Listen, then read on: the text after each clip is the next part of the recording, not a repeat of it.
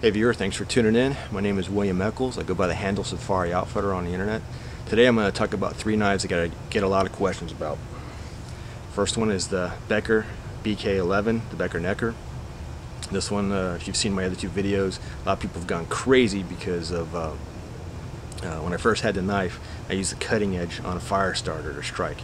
Yeah, I know that's not the right thing to do, but I was just showing off the knife in one of my earlier videos.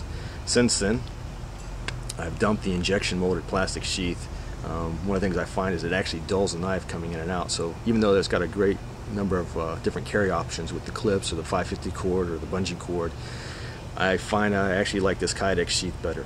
This is an old Camillus Kydex sheath that came with another BK-11 that I have.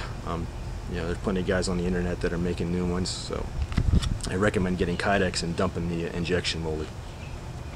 My BK-11 I stripped down. I got rid of the bevel, reprofiled it so it's complete flat ground. To strip it down, I picked up some paint stripper from Napa Auto Parts. It's some stuff they sell to take the paint off of cars. I just sprayed it on the blade, threw the blade into a paint tray, let it sit for about 15 minutes, and it scraped off with a razor blade, no problem. So like I said, I've stripped it, reprofiled it, got the canvas of my car to scales on it, and it's a nice little workhorse. I like it. Next knife a lot of people ask me about is my Becker BK-2.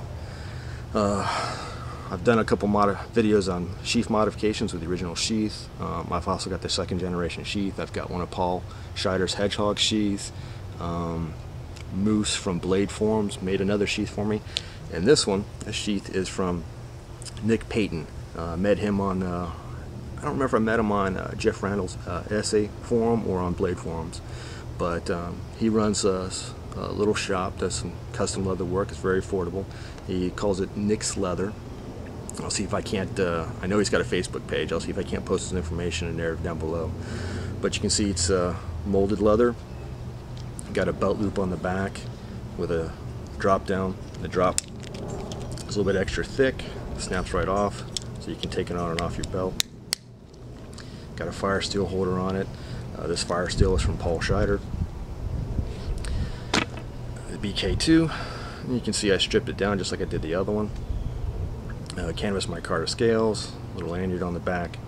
Changed the choil right here up in the front. It came with a, the Camillus and the K-bar had the choil in two different places. I think the Camillus is more up on the blade. It doesn't go into the handle, where the K-bar actually comes up into the handle a little bit. I totally ground it down and changed it a little bit just so I could come up here and choke up a little bit for, you know, if I had to do some finer work. Kind of like it. What do you mean I kind of like it? I love this knife. It goes with me almost everywhere. It's one of my primary knives I always take.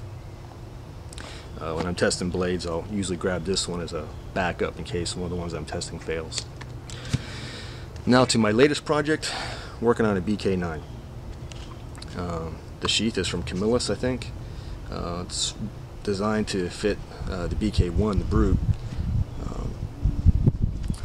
Got a high ride belt loop in the back, a larger belt loop here if I want to put it on a duty belt or military belt.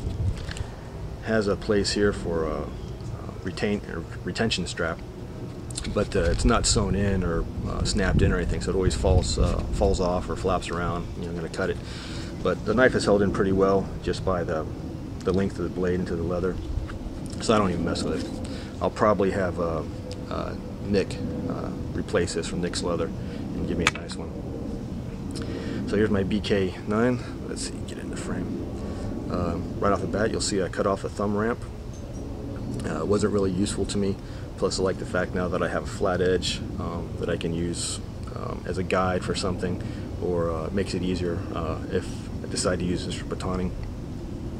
Cut off the or ground down the pommel in the back. I couldn't think of a reason why I'd actually be using that as a hammer or a striking surface. It's kind of a large blade to be pounding down into something. Chances are I'd probably do more damage to the blade than finding another practical tool. Also, it gives me a more comfortable grip in the back when chopping. So like I said, I stripped it down. I'm in the process of reprofiling it. I'm changing it to a convex grind. And then my Carter scales replace those. So think that about covers it on the 3 blades. BK-11, BK-2, BK-9. Well, hope you enjoyed this video. Thanks for tuning in. Be safe out there and enjoy your ventures.